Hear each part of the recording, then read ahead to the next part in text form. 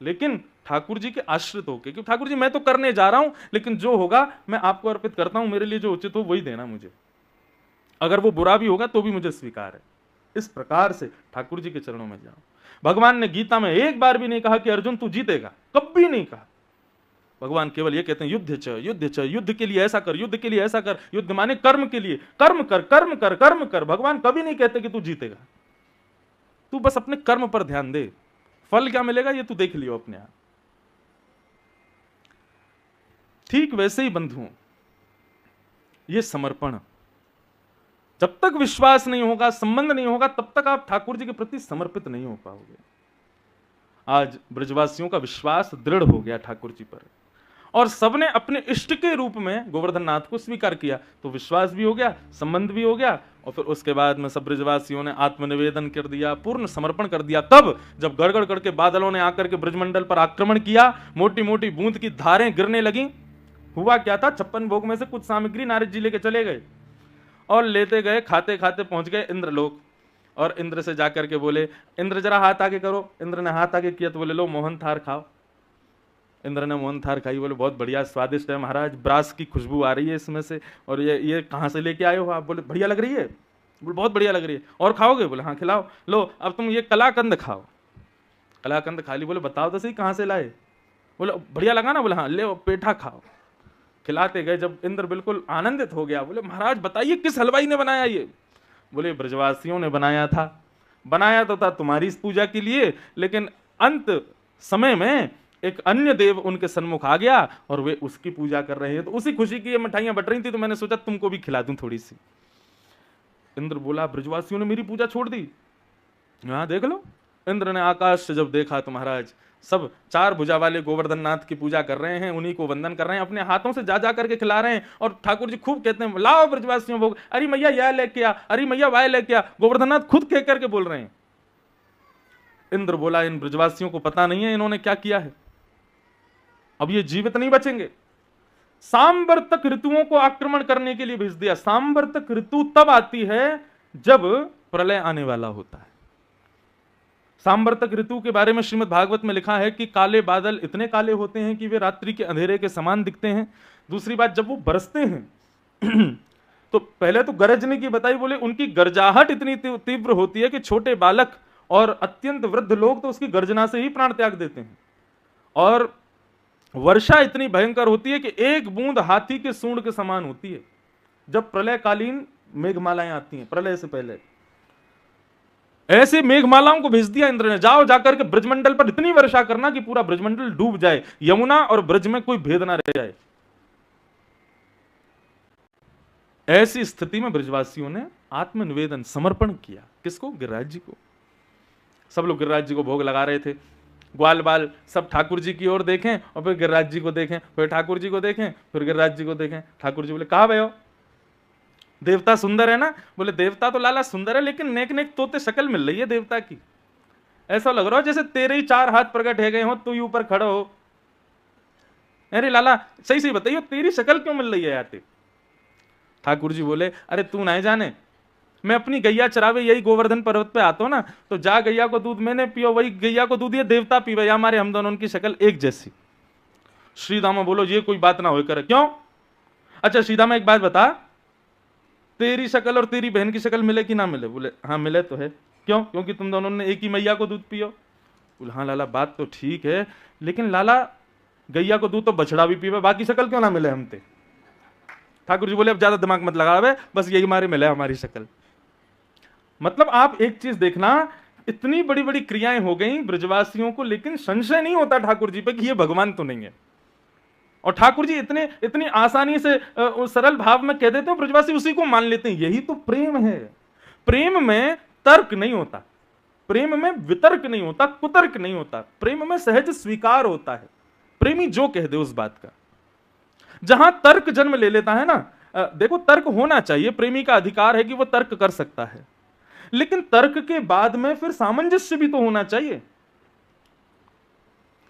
आजकल हम तर्क तो करते हैं, लेकिन तर्क करने के बाद में हम यह भी सिद्ध करना चाहते हैं कि तुम श्रेष्ठ नहीं हो, चाहे अपने माता पिता के प्रति हो, चाहे अपने बहन बंधुओं के प्रति हो, भाइयों के प्रति हो।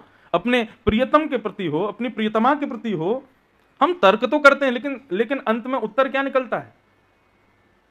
कुछ भी नहीं, वो तर्क फिर आ जाता है। लेकिन प्रेम में कुतर्क तर्क नहीं होता। वे सब ब्रजवासी कहते हैं लाला कह रहे हो तो ऐसा ही होगा, मान जाते। इतने में ही काले काले बादलों ने आकर के जब गर्जना करनी शुरू की, सब ब्रजवासी बोले लाला हमें तो पहले ही लग रही है इंद्र नाराज हो जाएगा, और अब वही है गयो, देख कैसी काली काली मेघमाला आ रही है, लाला रक्षा करनी पड़ेगी अपनी। सब ब्रजवासी इनकी। ठाकुर जी बोले जिनकी शरण में आए हो उन पर पूर्ण विश्वास और पूर्ण समर्पण रखो, वो तुम्हारी रक्षा करेंगे। अपने विश्वास को इतनी आसानी से खंडित मत होने दो ब्रजवासियों।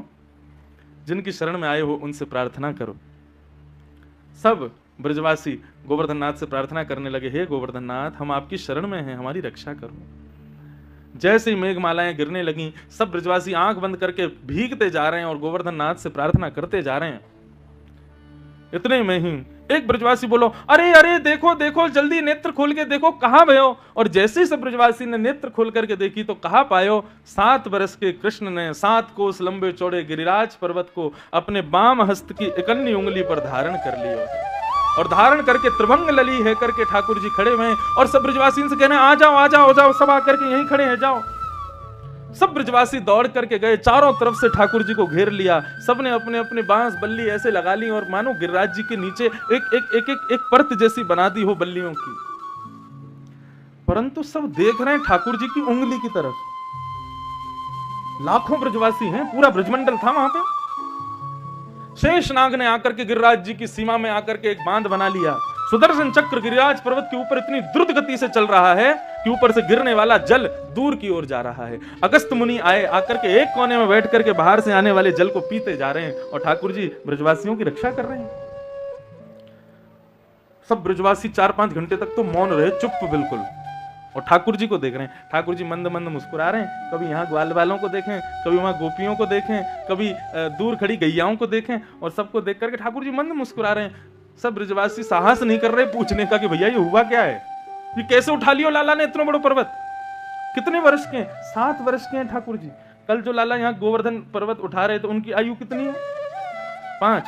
और सोचो उनसे 2 साल बड़े। और 7 वर्ष का बालक देखने में कितना नाजुक लगता है, कितना बिल्कुल ऐसा लग सकता है कि कोई विशेष कार्य कर पाएगा, नहीं कर सकता। लेकिन ठाकुर जी खड़े। एक ब्रजवासी बोले सुनो तुम सब चुप क्यों हो? बोले हम हमारे चुप हैं भैया, गिरिराज जी नीचे आ जाएंगे यदि लाला से बात करी तो। बोले क्यों? बोले लाला की नख पे ही तो हैं गिरिराज जी। बोले हाँ लाला की नख पे थोड़ी हैं, तो हम सब ब्रजवासी ने ये बांस की डंडा लगा रखे हैं, ये ठाकुर जी यहाँ पे टिके हुए हैं, गोवर्धन नाथ यहाँ पे टिके हुए हैं, लाला ते कहो अपनी उंगली नीचे कर ले। सब ब्रजवासी बोले लाला बहुत देर रह गई ऐसे खड़े खड़े, अब तू यहाँ उंगलियां नीचे कर ले, हमने अपनी बांस बल्ली लगा रखी है, यहीं पे तो गिरिराज जी टिके हुए हैं, तू काहे को नाटक कर रहा है? ठाकुर जी बोले अच्छा मैं नाटक कर रहा हूं? बोले हाँ, या को नीचे कर। ठाकुर जी बोले तुम्हारी बांस बल्ली इन पर टिक रहे हैं? बोले हाँ, और नहीं तो कहा, तू क्या सोच रहा तेरी या पतरी सी उंगली पर टिके हुए? ठाकुर जी बोले हम बे यही पर टिके हुए हैं ये। चल चल लाला बात मत बनावे, अब नीचे कर ले उंगली, बहुत देर रह गई तो खड़े खड़े। ठाकुर जी बोले कहां जाऊं मैं, कब मानेंगे कि मैं भगवान हूं? कभी नहीं, कोई कितनी बड़ी लीला कर लूं इनको कभी विश्वास नहीं होता। ठाकुर जी बोले ठीक है, तुम्हें उंगली नीचे कर रहा हूं, आप लोग संभालो। बोले हाँ लाला तू कर नीचे। जैसे ठाकुर जी ने अपनी उंगली थोड़ी ढीली की, महाराज पूरा पर्वत हिलने लगा, जोर की आवाजें आने लगी, चट चट चट चट करके सारी बांस बल्लियां टूट गईं। सब बोले अरे लाला संभाल संभाल संभाल। ठाकुर जी ने फिर से उंगली लगाई, सबकी बांस बल्लियां ऊपर से उधर गईं। सब उनको देख रहे हैं, मोटी मोटी बांस बल्ली 80-80 वर्ष पुरानी, और ये 2 मिनट में चटक गई। और फिर लाला को देखें, अब तो सारी बांस बल्ली नीचे आ गई, अब अकेले ठाकुर जी अपने नख पर गोवर्धन को धारण करके खड़े हैं। अब तो सब ब्रजवासी बोले लाला तेनो इतना बड़ो गिरिराज पर्वत कैसे उठायो?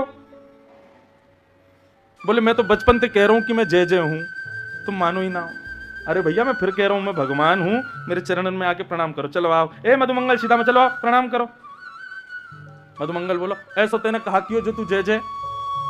बोले मैं हमने पूतना मारी, हमने अगासुर मारो, बकासुर मारो, धेनुकासुर मारो, अरिष्टासुर मारो, केसी मारो, इतने सारे राक्षस मारे, और अब गिरिराज पर्वत उठा लियो। बोले हम बे मारी तेने पूतना, खुद ही मर गई वो, और वह मरी मराई में 10-10 डरना हमने मारे, मारी तेने पूतना। लाला आप सच सच बता, तेरी उंगली में इतनी इतनी इतनी शक्ति कहां से आई? कौन सा टोना टोटका सीख के आया हो तू, हमें बता। अरे लाला, कोई भी वस्तु मिले तो बांट के खानी चाहिए, बांट के सबन में बांटने। तो कोई टोना टोटका आगो तो हम बता दे, हम भी सीख लेंगे, हम भी पर्वत उठाते रहे करेंगे फिर।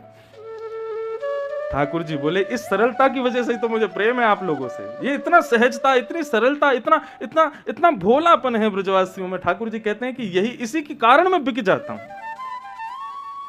ठाकुर जी कह रहे हैं, मैंने कैसे उठाया कि कछु माखन को बल बढ़ो, कछु गोपन करी सहाय, श्री राधे जू की कृपा सो मैंने गिरिवर लियो उठाए। कछु माखन को बल बढ़ो, कछु गोपन करी सहाय, श्री राधे जू की कृपा सो मैंने गिरिवर लियो उठाए। लाला, तेने माखन तो खूब खाया चोरी कर करके, ये तो बात सिद्ध है गई, लेकिन कछु गोपन करी सहाय, हम गोप ग्वालन ने तेरी कहां सहायता करी? बोले, अरे जब गोवर्धन नाथ प्रकट भये और गोवर्धन नाथ प्रकट भये तो मैं उनके सामने खड़ा, तो आप सब लोग कभी गिरिराज जी को देखो फिर मुझे देखो, दोनों की शक्ल एक जैसी ना, तो बार बार जब मेरी ओर टकटकी लगा करके देख रहे तो आप सबन की शक्ति मेरे भीतर आ गई, और जैसी सबन की शक्ति मुंह में आई, इतने लाखों ब्रजवासी इनकी शक्ति लेकर के मैंने गिरिराज जी उठा लिए। आप सबन की मेरे दर्शन के मारे आप सबन की शक्ति मुंह में आ गई, तब मैंने गिरिराज जी उठाए। ब्रजवासी बोले, तभी तो हम कमजोर रहते जा रहे हैं, तभी 2-3 दिन आते बड़ी घबराहट सी है रही। मैं तो याद कह भी रहा हूं कि भाई चलवे में ने सांस फूल रही है, कमजोरी क्यों आ रही है? अब तो चली, तेने शक्ति चुरा ली है हमारी। भगवान बोले, कहां जाऊं मैं? हाँ, यही बात है। और श्री राधे जू की कृपा से मैंने गिरिवर लियो उठाए, श्री राधा रानी की कृपा से मैंने गिरिराज जी उठा लिए। बंधुओं, महाकवि श्री जयदेव महाप्रभु कहते हैं गीत गोविंद में, अभिनव जलधार सुंदर धृत मंदर धृत मंदर, श्रीमुख चंद्र चकोर, जय जय देव हरे। श्रीमुख चंद्र चकोर, जय जय देव हरे। अभिनव जल धर सुंदर धृत मंदर धृत मंदर, राधा मुख चंद्र चकोर, जय जय देव हरे। राधा मुख चंद्र चकोर, जय जय देव हरे। ओ जय जय देव हरे, जय जय देव हरे। जय जय देव हरे, जय जय देव हरे। आज से 1000 वर्ष पूर्व पृथ्वी पर एक बहुत बड़े कवि हुए बंगाल के, उनका नाम था श्री जयदेव महाप्रभु। महाकवि का नाम उपाधि मिली थी उनको। तो जयदेव महाप्रभु जगन्नाथ जी को रिझाने के लिए गीत गोविंद ग्रंथ लिखा उन्होंने, जिनमें 8-8 श्लोकों की अष्टपदियां हैं। और उन अष्टपदियों में श्री जयदेव महाप्रभु ने संस्कृत भाषा में ठाकुर जी की लीला के भेद खोले। ये लीला कैसे हुई होगी, ये लीला के पीछे क्या राज है, इस लीला के पीछे क्या राज है। और जब करते करते वो गोवर्धन लीला पर पहुंचे तब उन्होंने क्या लिखा, अभिनव जलधर सुंदर। बोले, जब ब्रजमंडल पर भयंकर वर्षा ऋतु का आक्रमण हुआ, भारी मेघमालाओं को जब इंद्र ने भेजा, अभिनव जलधर सुंदर धृत मंदर ए, उस समय श्याम सुंदर ने धृत धारण किया। किसको? मंदर यानी कि पर्वत को। बोले, कैसे धारण किया? तब वे कहते हैं, श्रीमुख चंद्र चकोर, जय जय देव श्री जयदेव महाप्रभु कहते हैं, बोले वास्तविकता ये है कि भैया जब श्री गर्गाचार्य जी आए थे तो गर्गाचार्य जी मैया को ये तो बता के नहीं गए कि मैया ये नारायण है, क्योंकि भगवान ने मना कर दिया था, लेकिन गर्गाचार्य जी एक चीज बता के गए थे, क्या? नारायण समो गुणई ही, मैया तुम्हारा जो लाला है ना ये नारायण के समान गुण वाला है, यदि कभी कोई अद्भुत क्रिया करे तो घबराना नहीं, ये कर सकता है, तो ये बहुत बड़े बड़े काम करेगा, एक दिन ये पर्वत भी उठाएगा। मैया को पहले ही बता के गर्गाचार्य जी, और मैया जब ये पर्वत उठावेगा तो इसकी शक्ति छीण ना हो जाए, उसके लिए आप एक काम करना, आपके लाला की गोपनीय शक्ति भी एक कन्या के रूप में जन्म ले चुकी है वृंदावन में। मैया बोली कौन? बोले वृषभानु जी है ना, वृषभानु नंदिनी श्री राधा रानी, वो आपके लाला की गोपनीय शक्ति है, आह्लादनी शक्ति है। जब कभी भी आपको लाला कोई विशेष लीला करेगो, जब कभी भी आपको लाला कोई ऐसा अद्भुत कार्य करे जो मानव नहीं कर सके, वास्तव में मैया आपको इतना ध्यान रखना है कि वृषभानु नंदिनी राधा रानी को लाकर के अपने लाला के सामने खड़ो कर दियो बस। क्यों? बोले जब वो या के सामने आकर के खड़ी हो जाएंगे ना तो वाकई दृष्टि से या को बल प्राप्त होगा, वो या की शक्ति है मैया। तो आज जब ठाकुर जी ने गोवर्धन पर्वत धारण किए तो यशोदा मैया ढूंढ रही हैं, सब ब्रजवासियों के पास जाके पूछ रहे हैं, अरे भैया वृषभानु जी कहाँ हैं, बरसाने वाले वृषभानु जी कहाँ हैं? सब खोजते खोजते खोजते कहीं दूर पहुंची, तब जाके वृषभानु जी मिले। वृषभानु जी से जाकर के यशोदा मैया बोली, बाबा ऐसे ऐसे गर्गाचार्य जी ने एक बार मुझको बताई, आप कृपा करके अपनी लाली दो, कहाँ है तुम्हारी लाली? मैं अपने लाला के पास जाके वहां को खड़ो कर दूं ताकि मेरे लाला की शक्ति छीण ना हो।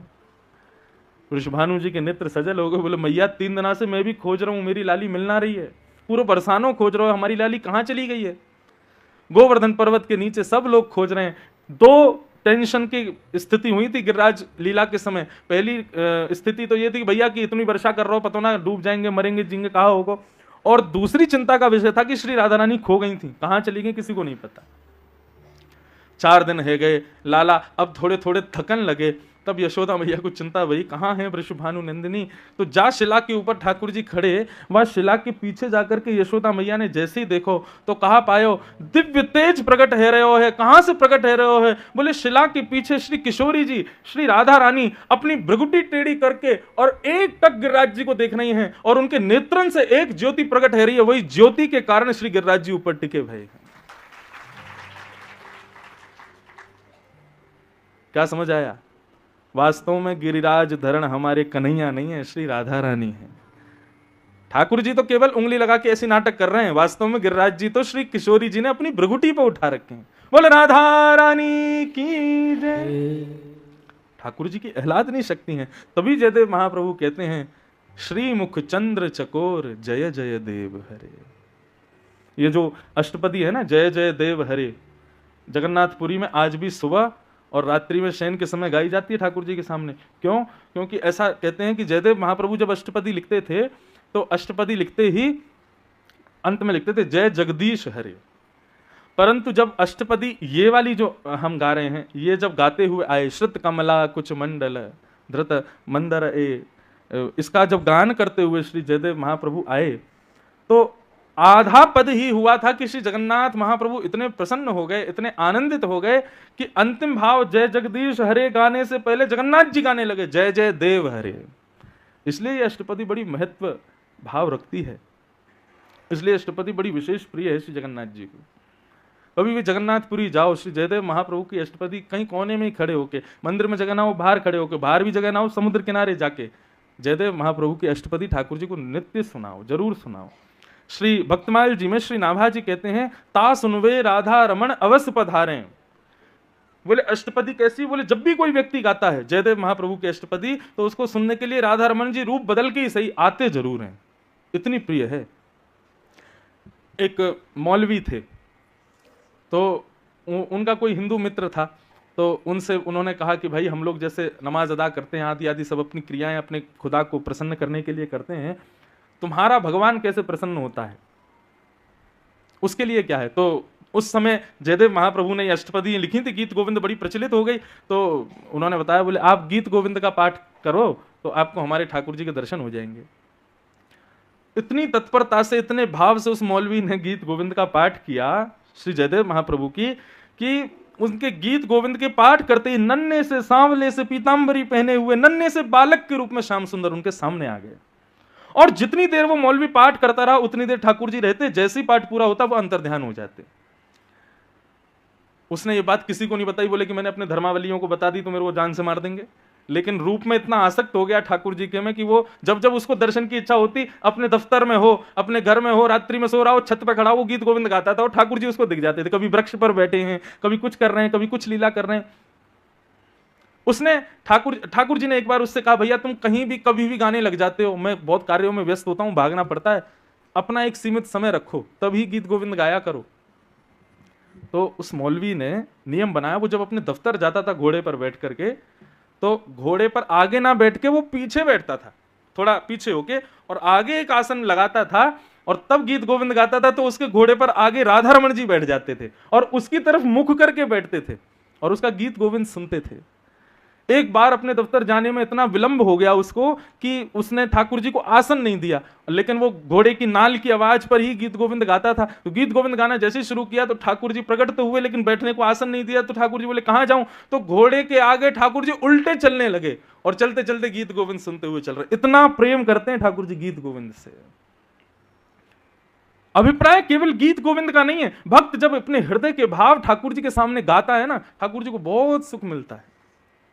जयदेव महाप्रभु ने गाया, ठाकुर जी को प्रिय लगा। हम लोग अपने भाव गाएं, ठाकुर जी को प्रिय लगेंगे। मैंने ठाकुर जी के जन्मोत्सव पर एक बधाई लिखी थी ठाकुर जी को सुनाने के लिए, और वो इतनी प्यारी बधाई है, मैं इसलिए गा रहा हूं ताकि आप लोग भी, अब ये कथा कल विराम हो जाएगी, उसके बाद क्या करो, कल अपने दफ्तर जाओ, अपने दुकानों पे जाओ, अपनी जॉब वॉब जो भी करो, समय निकाल के कलम पत्र लेके ना ठाकुर जी के भाव रख करके, कथा तो सुनी है, कुछ लिखा करो और लिख के ठाकुर जी को गा के सुनाया करो। तो जन्माष्टमी थी, ठाकुर जी का जन्मदिन, अब सब बधाई मांग रहे हैं, हाथी मांग रहे हैं, घोड़ा मांग रहे हैं, जो जन्माष्टमी के प्रसंग में आता है, पालकी मांग रहे हैं, सोने चांदी मांग रहे हैं। लेकिन दास के मन में एक भाव आया, मैं ठाकुर जी से सोना चांदी हीरे जवाहरात गाड़ी घोड़ा परिवार ये सब क्या मांगना, क्या मांगना है। तब एक भाव ठाकुर जी के लिए लिखा, बधाई में हे नाथ, बधाई में आप यदि मुझको कुछ देना चाहो तो एक ही वस्तु दो। क्या? सब लोग गई हो मेरे पीछे। बधाई में दीजो श्री ब्रज धाम, बधाई में दीजो श्री ब्रज धाम। ये है ना बधाई बढ़िया। ठाकुर जी से हीरे जवाहरात मांगो, गाड़ी मांगो, घोड़ा मांगो, घर मांगो, इससे क्या फायदा। बोले हे नाथ, या बार तो भाटापारा में जन्म है गयो, छत्तीसगढ़ में जन्म है गयो, बंगाल में जन्म है गयो, महाराष्ट्र में जन्म है गयो, अब आपसे एक ही बधाई मांग रहे हैं, कहा कि हमें पुनर्जन्म दो, लेकिन कहां दो? श्रीधाम वृंदावन में दो। और वहां हम क्या बनना चाहते हैं? वन उपवन और मोर बानर में, वन उपवन और मोर बानर। अभी भी समय है, यदि ये तो मेरे हृदय का भाव है, मैंने गाया है, आपको लग रहा हो नहीं नहीं हमको तो मोर बानर बनना ही नहीं है, तो मत गाना आगे की पंक्ति। आपको लग रहा हो नहीं नहीं हमको ऐसा मोर बानर वन उपवन में कुछ नहीं चाहिए, लेकिन जिनको चाहिए वो गाओ। वन उपवन और मोर बानर में, वन उपवन और मोर बानर में, कहीं लिख लीजो मेरो नाम, कहीं लिख लीजो मेरो नाम, बधाई में दीजो श्री ब्रज धाम, बधाई में दीजो श्री ब्रज धाम। ऐसे भाव जब गाते हैं ना, मैं सच बताऊं, जब अपने ठाकुर जी के सन्मुख गाता हूं इस भाव को, जब जन्माष्टमी होती है या कोई भी उत्सव होता है ना, तो सबको तो मैं बधाई बांटता हूं, प्रसाद बांट दिए, थोड़े बहुत नोट बांट दिए, थोड़े बहुत कछु सामग्री बांट दी, अब मैं ही रह जाता हूँ, बांटने वाले को कौन दे। तो मैं अपने ठाकुर जी से मांगता हूँ, लाओ मोए बधाई दो। और बधाई में क्या चाहिए? बोले दीजो श्री ब्रज धाम, या ये ब्रजमंडल बार बार मिले, बेर बेर मिले, या वृंदावन की ही सीमा प्राप्त हो, हे नाथ ऐसी कृपा कर दियो। अपने भाव उद्गार ठाकुर जी के सामने गाया करो, ठाकुर जी को प्रिय लगते हैं। कुछ भी गाओ, कैसे भी गाओ, किसी को मत सुनाओ, क्योंकि दूसरे लोग रीझेंगे नहीं, वो जरूर रीझ जाएंगे, उनको जरूर अच्छा लगेगा। तो ठाकुर जी ने गिरिराज पर्वत धारण किए, 7 दिन 7 रात्रि तक ठाकुर जी ने गिरिराज पर्वत को धारण किया। 7 दिन बाद इंद्र को जब लगा कि अब ब्रजमंडल डूब गया होगा, तो कहा कि भैया अगर ब्रजमंडल डूब गया हो तो वर्षा बंद कर दो। सैनिकों ने आकर के बताया, बोले महाराज ब्रज में तो धूल उड़ रही है। बोले धूल उड़ रही मतलब? बोले खुद ही देखो। जैसे ही ऊपर से इंद्र ने देखा, सुदर्शन चक्र इतनी द्रुत गति से घूम रहे हैं, भगवान गिरिराज पर्वत धारण करके खड़े हैं, शेषनाग ने बाहर बांध बना दिया ताकि पानी भीतर ना आवे, और अगस्त मुनि बैठ करके पूरे जल का पान कर रहे हैं, आदि आदि ये सब व्यवस्थाएं ब्रजमंडल में हो गई। इंद्र बोला राम राम, अब तो मेरी वही गति होगी जो ब्रह्मा की हुई। ब्रह्मा को भगवान ने क्षमा नहीं किया, अब मुझे भी नहीं क्षमा करेंगे। तुरंत अपने सब सैनिकों को कहा जल्दी चलो जल्दी चलो। बोले कहां? बोले जाके प्रणाम करेंगे, क्षमा मांगो इनसे। वर्षा जैसे ही बंद हुई, सब ब्रजवासी बाहर आए। ठाकुर जी ने धीरे से गिरिराज पर्वत को यथावत स्थान पर स्थापित किया। श्री कृष्णदास जी का एक पद है, यदि वो पद गाए बिना ठाकुर जी की गिरिराज लीला विराम होगी ना तो मुझे अच्छा नहीं लगेगा, इसलिए ये पद तो मैं जरूर गाऊं। यह भी एक रास लीला है बंधुओं। देखो कितने सुंदर शब्दों में पिरोया है संपूर्ण गिरिराज लीला को। आप दर्शन करना, शब्द सुनिएगा। कान्हा कुंवर के कर पल्लव पर मानो गोवर्धन नृत्य करे। कान्हा कुंवर के कर पल्लव पर मानो गोवर्धन नृत्य करे। समझ में आ रहा है भाव? कृष्णदास जी ऐसा वर्णन कर, श्री नंददास जी का पद है। नंददास जी कह रहे हैं, बोले कान्हा कुंवर के कर पल्लव, कर माने हाथ, पल्लव यानी कि उंगलियों पर, मानो गोवर्धन नृत्य करे। श्री गिरिराज जी नृत्य कर रहे हैं और ठाकुर जी अपनी उंगली पर धारण करके बैठे हैं। ये स्थिति कब की है? बोले जब बहुत दिन तक वर्षा होती रही, ब्रजवासी थक गए, हार गए, कुछ सो गए, कुछ बैठे हैं, कुछ नीचे नजर करके बैठे हैं, लेकिन ठाकुर जी को सुस्ती नहीं आई है। ठाकुर जी तो गिरिराज जी के संग में आनंद कर रहे हैं, उनको रास लीला करा रहे हैं अपनी उंगलियों के ऊपर। तब नंददास जी लिखते हैं, कान्हा कुंवर के कर पल्लव पर मानो गोवर्धन नृत्य करे। कान्हा कुंवर, सब लोग गाओ। पल्लव पर मानो गोवर्धन नृत्य करे। ज्यों ज्यों तान उठत मुरली की, ज्यों ज्यों तान उठत मुरली। मुझे वो दृश्य कभी कभी अनुभव होने लगता है। ठाकुर जी की उंगली पर गिरिराज जी नृत्य कर रहे हैं और उस नृत्य को देख करके ठाकुर जी के कमर में बंधी हुई बंशी अपने आप बजने लगती है, उसमें अपने आप स्वर प्रकट। अब कोई नृत्य करे तो स्वर भी होना चाहिए ना। अब देखना इस पद में स्वर भी आएंगे, ताल भी आएंगे, मृदंग भी बजेंगे और प्रकाश भी होगा, सब कुछ होगा। तो जैसे ही वंशी बजने लगती है ठाकुर जी उसको उठाते हैं। एक हाथ से तो गिरिराज जी उठा रखे हैं और दूसरे हाथ से ठाकुर जी वंशी भी बजा रहे हैं। ज्यों ज्यों तान उठता मुरली की, ज्यों ज्यों तान उठत मुरली।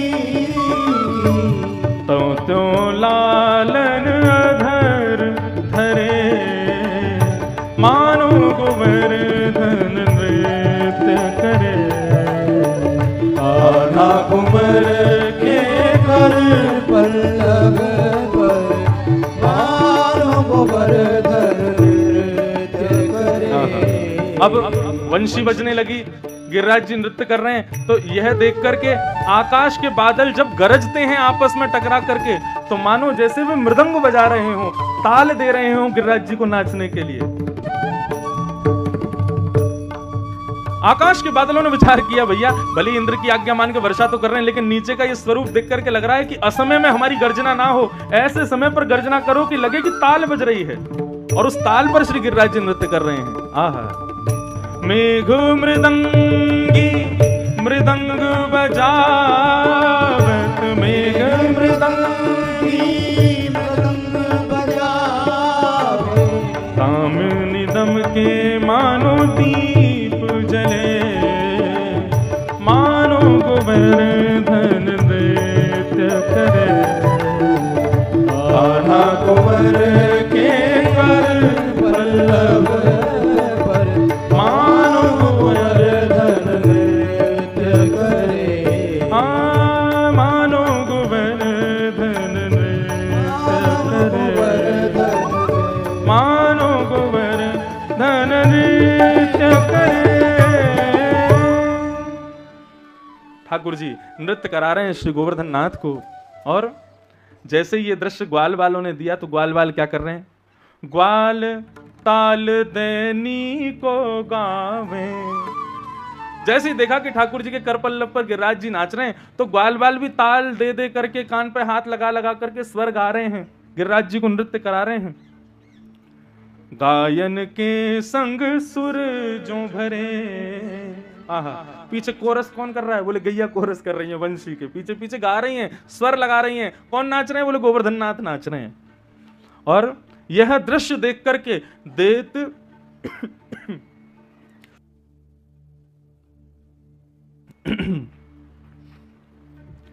देत आशीष सकल गोपी जन। ये दृश्य देख करके समस्त गोपी जन भुजा उठा करके ठाकुर जी को आशीर्वाद दे रहे हैं। बरखा को जल अमित झरे, मानो गोवर्धन नृत्य करे। अति अद्भुत अवसर गिरिधर को, नंददास के दुख हरे। मानो गोवर्धन नृत्य करे। ये अष्ट सखाओं के पद हैं बंधु। ठाकुर जी को ये इतने प्रिय हैं, इतने प्रिय हैं कि यदि आज भी कोई उनके सन्मुख बैठ के भाव से गाए ना, नाथ आज भी प्रसन्न हो जाते हैं। आज भी नाथ द्वार में उठेंगे तो अष्ट सखाओं के पद से, भोजन करेंगे तो अष्ट सखाओं के पद से, तैयार होंगे तो पद से, सोएंगे तो पद से। बिना पद के ठाकुर जी की कोई लीला नहीं होती नाथ द्वारा में, हमारे उसीधाम वृंदावन में। ऐसे पदों की ये सेवा है, इसको नित्य गाया करो, अपने ठाकुर जी को सुनाया करो कुछ कुछ पद निकाल के। तो इस प्रकार ठाकुर जी ने गिरिराज जी को धारण किया और इंद्र के आगमन पर ठाकुर जी ने पुनः गिरिराज जी को यथावत स्थापित कर दिया और ब्रजवासी सब घर को जाने लगे। भगवान एकांत में इंद्र के पास गए। इंद्र ने चरण में झुक करके भगवान की स्तुति गाई और भगवान से क्या कह रहे हैं? ठाकुर जी मुझे दंड दीजिए। पिता गुरुस्तम जगतामधीशो, दुरत्ययः काल उपात्त दंड। हिताय स्वेच्छा तनुभि समीहसे, मानं विधुन्वन् जगदीश मानिना। गुरु को चाहिए और पिता को चाहिए अपने शिष्य को, अपने पुत्र को ज्यादा लाड़ प्यार ना किया करे। यदि आप गुरु बन गए हो, यदि आप किसी के पिता हो, आप पुत्र या पुत्री आपके वश में हैं, तो आपको चाहिए कि उनको ज्यादा लाड़ प्यार ना किया करे। हाँ, क्योंकि हमारे शास्त्र क्या करते हैं? लालनाथ बहुबो दोषात, लाड़ करने से बहुत दोष आ जाते हैं बालकों में। और ताड़नाथ बहुबो गुणा, ताड़ना करने से खूब गुण आ जाते हैं बालकों में। इसलिए क्या करो? बोले तस्मात् पुत्रम च शिष्यम च, इसलिए पुत्र के प्रति, शिष्य के प्रति ताड़ेत न तु लाड़ेत, ज्यादा लाड़ प्यार मत करो, बिगड़ जाएगा नहीं तो वो। और कब कब लाड़ करना चाहिए, कब कब उसको दुत्कारना चाहिए, ये भी लिखा है। बोले लालयत 5 वर्षाणी, केवल 5 वर्ष तक लाड़ करो। जैसे ही 5 साल का हो जाए फिर 10 वर्षाणी ताड़यत, और प्राप्ते तु 16 वर्षे पुत्र मित्र वदाचरित। सबसे बढ़िया समय है बालकों को सुधारने का 6 वर्ष की आयु से लेकर के 16 वर्ष की आयु तक। इसमें आप जैसा मोल्ड कर दोगे बच्चों को वैसे हो जाएंगे। और यदि इसमें आपने उन पर ध्यान नहीं दिया तो फिर सीताराम है उसके, भूल जाओ, कुछ नहीं हो पाएगा फिर। भगवान भरोसे है, राम भरोसे छोड़ देना फिर। लेकिन